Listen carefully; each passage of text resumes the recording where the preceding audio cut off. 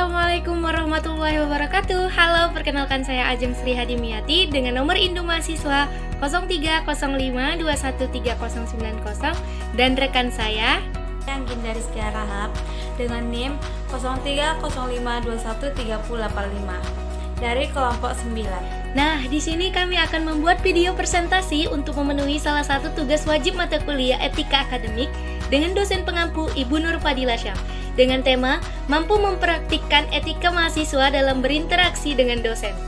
1. Definisi etika. Secara etimologi, kata etika berasal dari bahasa Yunani yang berasal dari dua kata yaitu ethos dan etikos. Ethos berarti sifat, watak, kebiasaan, tempat yang biasa. Etikos berarti susila, keadaan, kelakuan, dan perbuatan yang baik.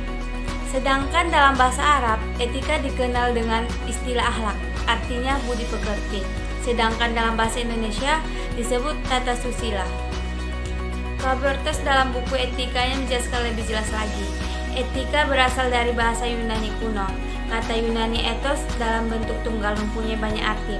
Tempat tinggal yang biasa, padang rumput, kandang, kebiasaan adat, akhlak, watak, perasaan, sikap, cara berpikir.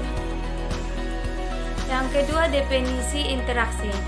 Interaksi adalah hubungan timbal balik antara dua pihak yang terjadi secara dinamis. Menurut Gelindalam Suekanto dan Sulistyowati, interaksi merupakan hubungan-hubungan sosial yang dinamis, yang menyangkut hubungan antara orang perorangan, antara kelompok-kelompok manusia, maupun antara perorangan dan kelompok-kelompok manusia. Interaksi adalah suatu jenis tindakan yang terjadi ketika dua atau lebih objek mempengaruhi atau memiliki efek satu sama lain.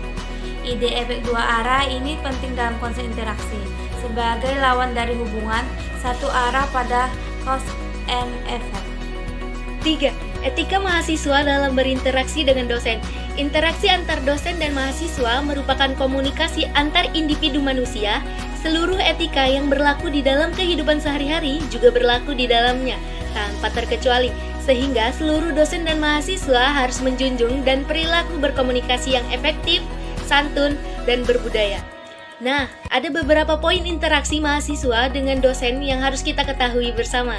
Nah, masuk nih kita pada poin pertama, yaitu etika mahasiswa dalam berinteraksi dengan dosen menggunakan aplikasi WhatsApp. Nah, perlu kita ketahui bersama, etika dalam berinteraksi via WhatsApp kepada dosen harus diperhatikan, tidak boleh bertele-tele dan membingungkan, serta harus singkat, padat, dan jelas. Adapun sistematikanya yaitu dengan cara mengucapkan salam terlebih dahulu, tidak lupa untuk memperkenalkan diri, kemudian langsung menyebutkan tujuan menghubungi dosen tersebut. Dan jangan lupa untuk mengucapkan rasa terima kasih di akhir pesan.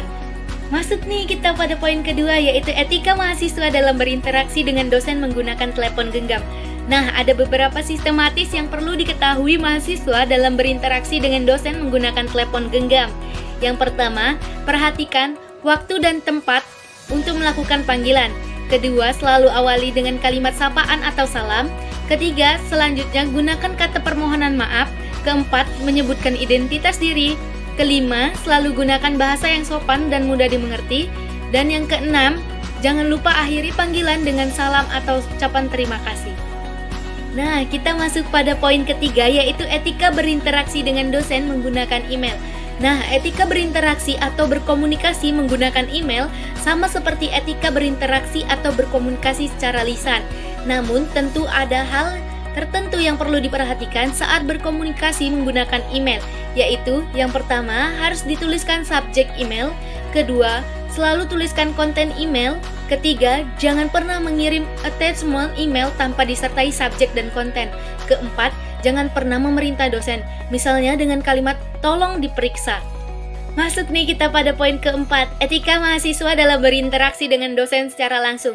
Ada beberapa etika dasar nih yang harus dipahami saat berinteraksi dengan dosen secara langsung, yakni 1. Gunakan kata ganti saya. Kedua, selalu perkenalkan diri dan status kita. Ketiga, jelaskan keperluan Anda. Keempat, sampaikan ucapan terima kasih. Kelima, selalu perhatikan waktu. Masuk nih kita pada poin kelima, yaitu poin terakhir, etika mahasiswa dalam bersikap kepada dosen.